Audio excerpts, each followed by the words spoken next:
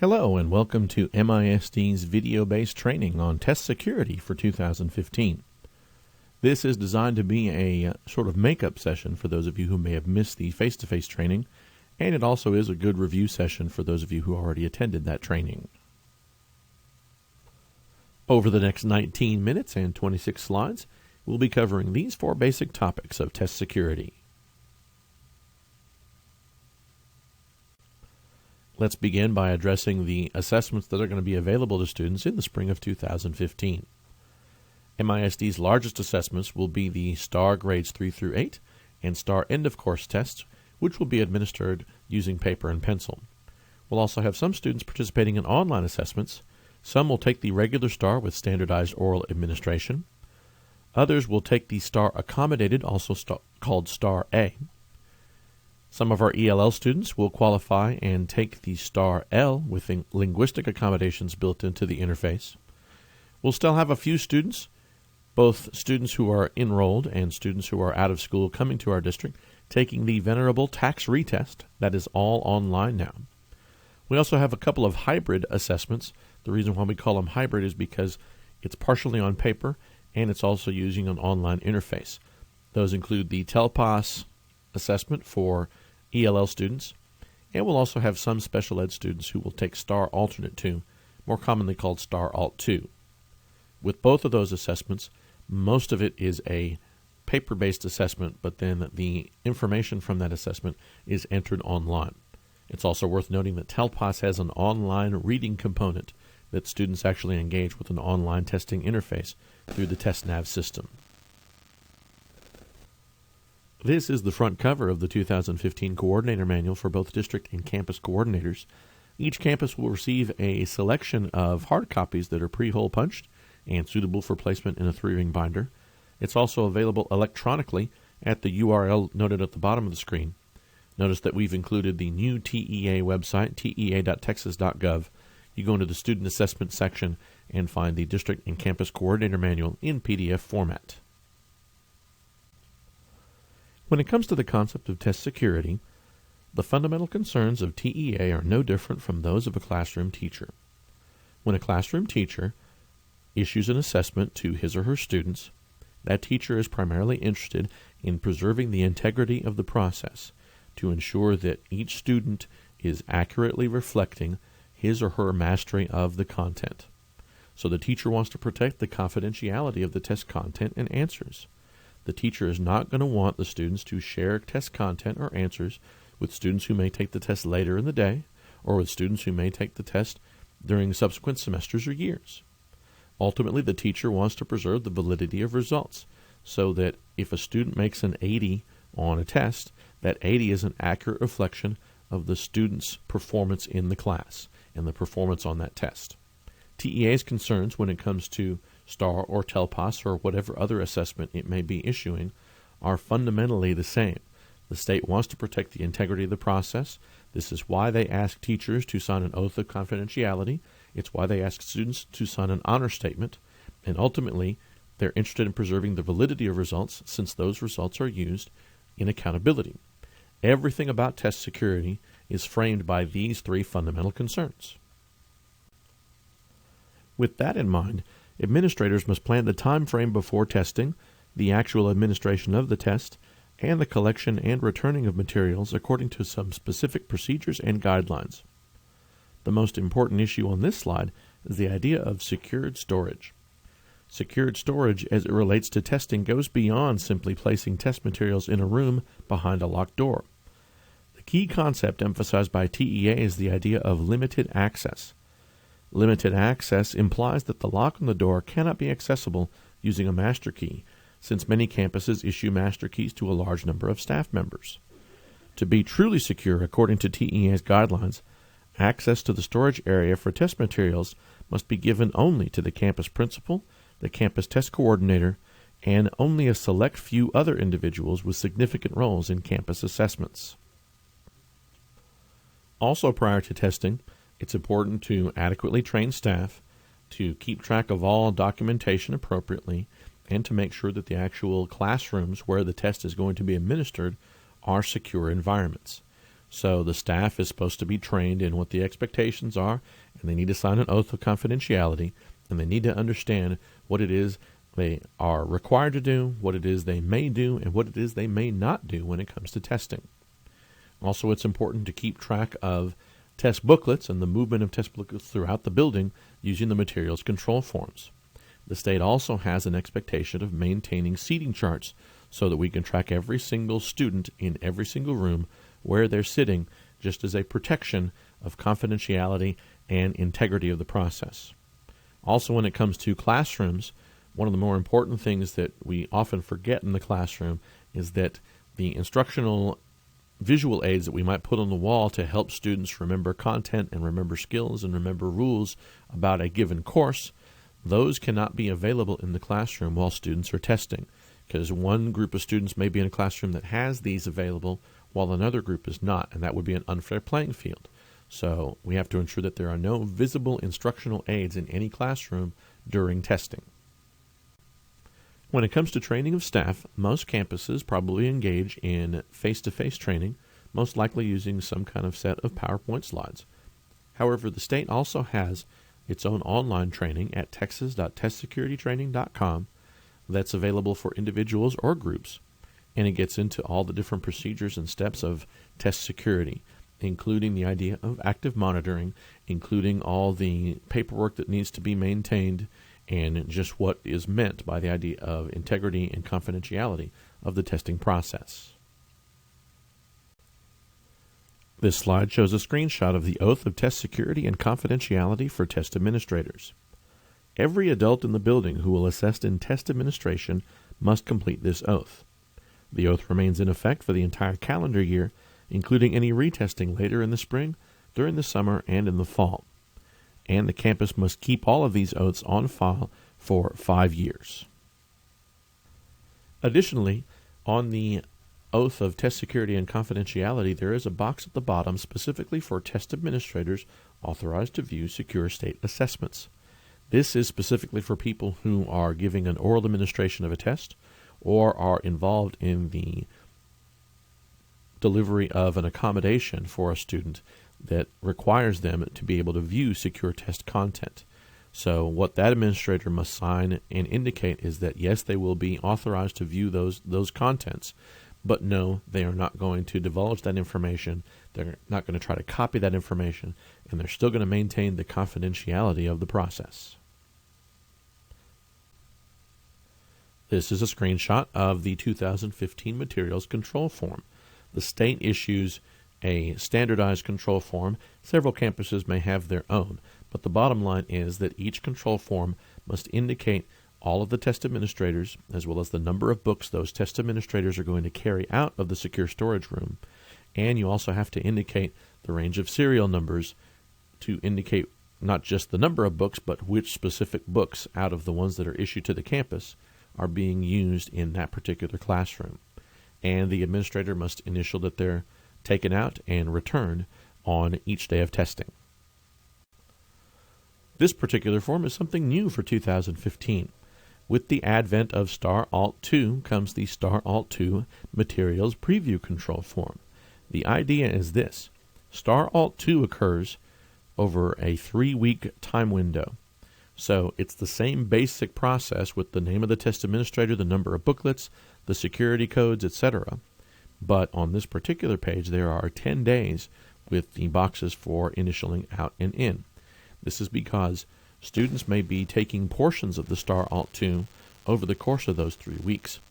Each day that those STAR Alt 2 materials are taken out of your secure storage room, they need to be initialed out through this same process and then returned back to the secure storage room by the test administrator. So the campus coordinator is also responsible for ensuring that the STAR Alt 2 materials are tracked and controlled throughout the 3-week window of the STAR Alt 2, and this form must also be kept for 5 years in the campus records. This is one of the state's sample seating charts. This particular seating chart would allow the test administrator to simply write numbers in the boxes on the grid, and then it would have a second page with a student roster indicating the number of each student who corresponds to the seat number. Now, an important issue here is highlighted in red. Notice that it says test administrators with an S in parentheses. Any individual who comes into the room as relief because the test administrator has to leave the room must also be listed as a test administrator in that classroom. It's also important to note the test session start time and stop time. That would be the clock time when the test began and ended. Most tests are going to be 4 hours. You might actually have 2 sets of times on here depending on the campus schedule. If the school day schedule requires testing to be interrupted for lunch, then you would have an initial start time, stop time, then a gap for lunch, and then the second start time and stop time for the post-lunch period. With those start and stop times, the total would have to equal no more than 4 hours. This is a different form of the test seating chart. The advantage of this is that you have all the student information on one page, including the name, ID, book number, and form number for each student and their test. It still includes test administrator information and start time and stop time. When it comes to the actual administration of the test administrator in the room must address some specific concerns. You might chuckle at the first point on this slide, but the fact is that a test administrator may have several students with the same last name on the roster. There may even be students with the same first and last name. So it's important that each student receive his or her own correct pre-coded answer document. It's also critical that the test administrator complete the seating chart and ensure that each answer document has the score code, test date, and possibly accommodations correctly marked. The most important point on this frame is active monitoring. The test administrator does not have the luxury of distributing the test and sitting behind a desk and reading a book or working on the computer. The test administrator is expected to monitor students throughout the test, not necessarily by walking up and down the aisles constantly, but they have to scan the room regularly to ensure that all students are working on the test, working independently, marking answers on the answer document, and generally following the proper procedures for testing. Now, when it comes to timing, STAR tests are primarily 4 hours in length. English 1 and 2 on the EOC are actually 5-hour tests.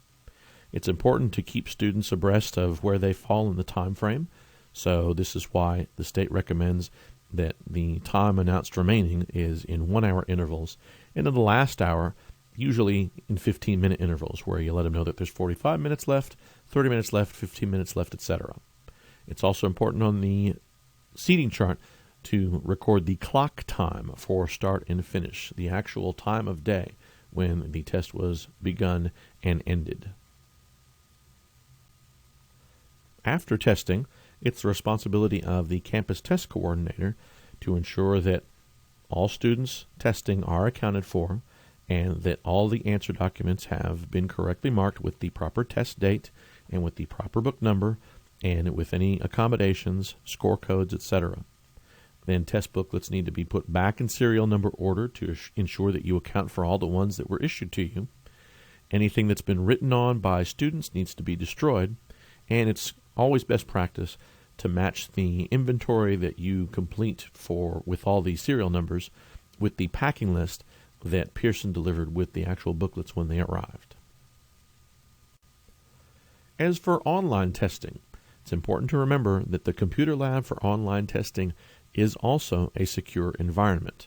So there are particular procedures that the campus technology specialist will follow in preparing the lab. The test itself has to be proctor cached to the teacher machine in the lab itself. The students have their own unique authorization codes that the test administrator or the campus test coordinator will print out and distribute to them. You still have to keep track of a seating chart and or a roster. Active monitoring is still expected of the test administrator in the room. There's also other technical items that are involved in online testing that our office will distribute information about, so the test administrators are properly trained. As always, anything that's written on or any of the authorizations, they have to be destroyed, and the proctor cache that exists on the teacher computer has to be purged as well. Those seating charts must be kept for 5 years, just like all the other seating charts. Now, you keep hearing about the 5-year rule. Here are the 4 things that must be kept on file in your building for 5 years, including oaths of confidentiality, materials control forms for any paper materials, seating charts and rosters for all testing rooms, including those that are conventional and those that are online, and test security documentation. Our office will collect the test security documentation from every campus, but it's also best practice for the campus to keep this on file in your building for 5 years as well. Let's wrap things up by talking about testing irregularities. There's two types, procedural and serious. This frame shows the most common types of procedural irregularities.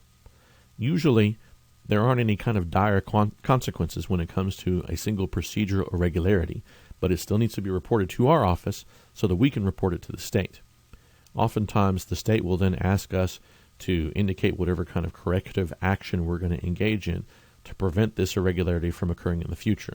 For instance, if an accommodation is not given, what sort of adjustment to our record keeping are we going to make to ensure that that doesn't happen again? But most of the time, people don't lose jobs over procedural irregularities. Serious irregularities, on the other hand, are the kinds of things that will cost somebody their job and possibly their teaching certificate. Serious irregularities, as a rule, are basically the kinds of things where someone is intentionally undercutting the integrity, confidentiality, and validity of the process. This is why ultimately that person is probably not going to be allowed to participate in education in Texas anymore.